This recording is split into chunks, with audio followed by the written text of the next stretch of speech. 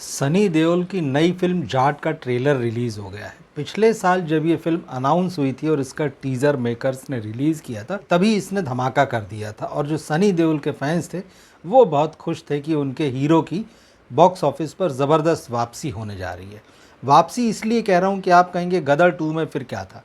गदर 2 कमज़ोर होने के बावजूद जो उसकी रिकॉल वैल्यू थी गदर की वजह से, उस कारण चली।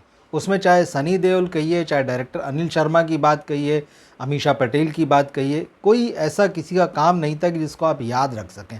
लेकिन जाट के टीज़र ने बता दिया था कि सनी देओल ज़ोरदार वापसी करने जा रहे हैं और आज जब इस फिल्म का मुंबई में ट्रेलर लॉन्च हुआ तो उसके बाद ये साबित हो गया है कि 10 अप्रैल को सनी देओल बॉक्स ऑफिस पर जब आएंगे तो बड़ा धमाका करेंगे और उसकी वजह इस ट्रेलर में आप साफ साफ देख सकते हैं। सनी देओल इस ट्रेलर में एक जगह पर कहते नज़र आ रहे हैं, जैसे उनके 2.5 किलो का हाथ जो है बहुत फेमस है, तो इस फिल्म में उनका डायलॉग है कि ये 2.5 किलो के हाथ की ताकत पूरा नॉर्थ देख चुका है, अब साउथ देखेगा।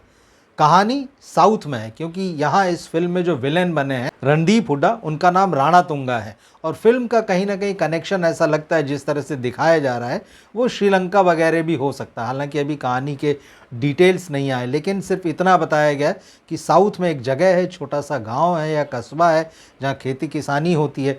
वहाँ पर इस रणतुंगा नाम के रावण का कब्जा है पूरी तरह से, उसके अत्याचार जो हैं उससे सारी जनता पीड़ित है। वो पुलिस को भी कुछ नहीं समझता है, पुलिस के भी हाथ काट दिए हैं उसने। इस तरह के कुछ दृश्य जो हैं आप यहाँ देख सकते हैं। तो इस रावण से लड़ने के लिए नॉर्थ से अब राम आता है। देखिए, वही साउथ के बारे में यही कहा जाता है कि वो अपनी कहानियों को रूटेड रखता है, चाहे वो अपनी ज़मीन में हो, चाहे वो उसकी माइथोलॉजी में हो, चाहे वो हमारे धार्मिक ग्रंथों में हो। कहीं ना कहीं वो आपको एक ऐसी जगह पर ले जाता है, पुरानी जगह पर, जहाँ आपकी स्मृतियाँ जो हैं वो बहुत गहरे में जुड़ी हैं।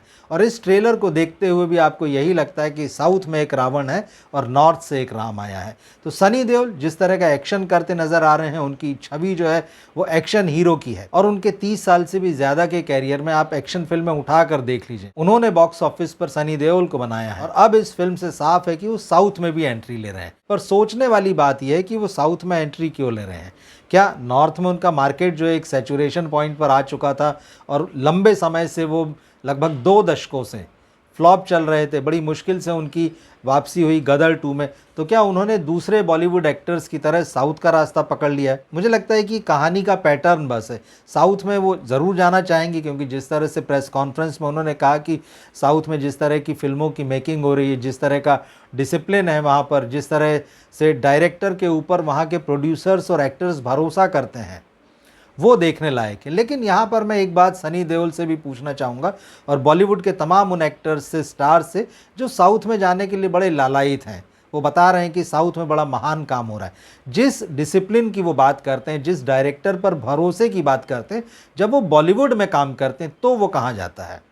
बॉलीवुड में क्यों इन्हीं के नाम से शिकायतें आती है कि प्रोड्यूसर सेट बनाकर खड़ा रखा है प्रोड्यूसर ने 2-2 दिन से और ये गायब हो गए और ये फिल्म छोड़कर चले गए हैं बीच में। नॉर्थ से क्यों ये शिकायतें आती है कि वहाँ राइटर जो लिख रहे हैं, डायरेक्टर जो करने को कह रहा है, वहाँ पर ये अपने मन से चीज़ें करते हैं, अपने इच्छा के मुताबिक चीज़ें कराते हैं, अपनी इच्छा के मुताबिक फिल्म बनवाते हैं।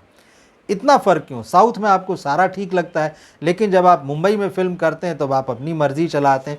ये दरअसल डबल स्टैंडर्ड है। बात वही है कि उगते सूरज को नमस्कार करने वाला मामला है, क्योंकि साउथ का सूरज चमक रहा है तो ये वहाँ पर सर झुकाकर जो है सारी बात मानने को राजी हैं, जबकि बॉलीवुड की फिल्म इंडस्ट्री को डुबाने में इन्हीं के जैसे सितारों का बहुत हाथ रहा है। तो खैर वो एक अलग बहस का मुद्दा है। अगर हम इस ट्रेलर की बात करें, बहुत इंटरेस्टिंग लग रहा है। कहानी इसमें वही हीरो और विलेन वाले अंदाज की नज़र आ रही है।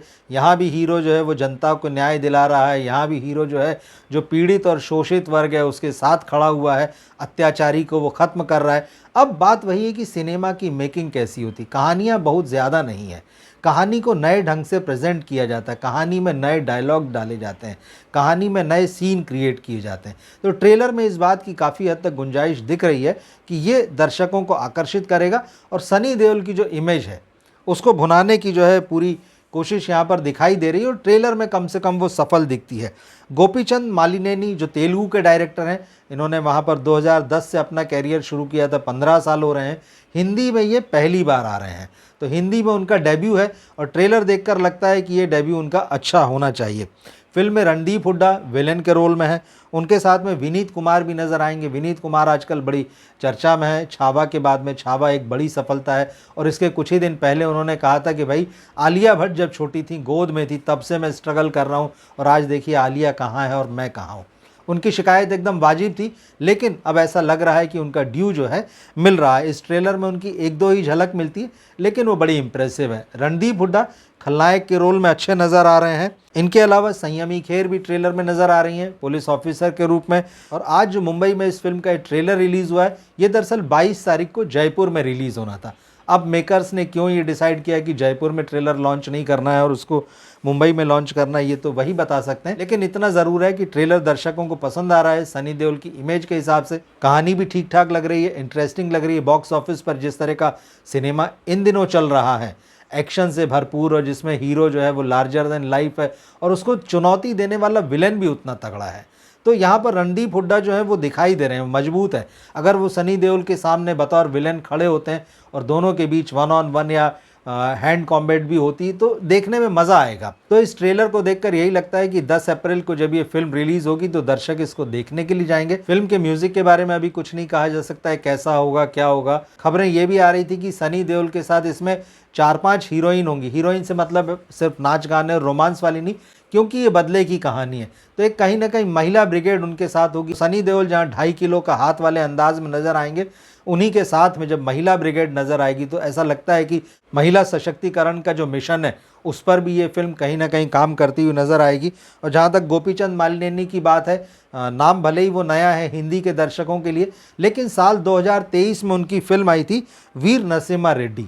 इसको हिंदी पट्टी में बहुत देखा गया था। उम्मीद ये की जानी चाहिए कि अब इस नई फिल्म के साथ में, जाट के साथ में, इनको हिंदी सिनेमा में भरपूर पहचान मिलेगी। और जाट जैसा कि टाइटल है, तो एक बात बहुत साफ है इससे कि कम से कम नॉर्थ इंडिया में, पंजाब, हरियाणा, हिमाचल, ये वाले जो दिल्ली और बाकी पूरा यूपी का भी जो इलाका है एक बहुत बड़ा, इस फिल्म की वहाँ पर तो 100% गारंटी है कि ये चलेगी और धूम मचाएगी। फिल्म के कंटेंट की जहाँ तक बात है, ये लोगों को पकड़ने वाला लग रहा है। और उस पर सनी देओल की जो इमेज है, उन्होंने अपनी एज के हिसाब से रोल किया, क्योंकि इस पूरे ट्रेलर में आप कहीं भी नहीं देखेंगे कि वो नाच गा रहे हैं, किसी से रोमांस कर रहे हैं, वो अपनी एज के हिसाब से दिखाई दे रहे हैं। और ट्रेलर में कहीं ना कहीं ऐसा लगता भी कि वो कौन है, ये सवाल उठता है कि भाई ये व्यक्ति कौन है जो खुद को जाट बता रहा है। तो ऐसा उनके गेटअप और उनके एक दो सीन जिस तरह से दिख रहे हैं, उससे ऐसा लगता है कि या तो वो इंडियन आर्मी से हो सकते हैं या पुलिस फोर्स से हो सकते हैं। तो फिल्म जब आएगी तब बाकी सारी चीज़ों के बारे में पता चलेगा। लेकिन कुल मिलाकर मामला ये है कि ये ट्रेलर इम्प्रेसिव है। मुझे ऐसा लगता है कि प्रोड्यूसर जो है एक और ट्रेलर फिल्म के आने से पहले, 10 अप्रैल को जब ये फिल्म रिलीज़ होगी, उससे पहले इसके बज़ को ऊंचा उठाने के लिए, इसके बज़ को और स्ट्रॉन्ग बनाने के लिए प्रोड्यूसर्स इसका एक और ट्रेलर लेकर आ सकते हैं। साथ ही साथ इस फिल्म में निश्चित रूप से, क्योंकि जिस तरह के विलेन बताए गए हैं रणदीप हुड्डा, तो कहीं ना कहीं एक दो आइटम सॉन्ग भी ऐसे हो सकते हैं। और अगर अच्छे गाने हुए और इस तरह के सॉन्ग हुए तो वो इस फिल्म की बज़ को मजबूत बनाने में बड़ी भूमिका निभाएंगे।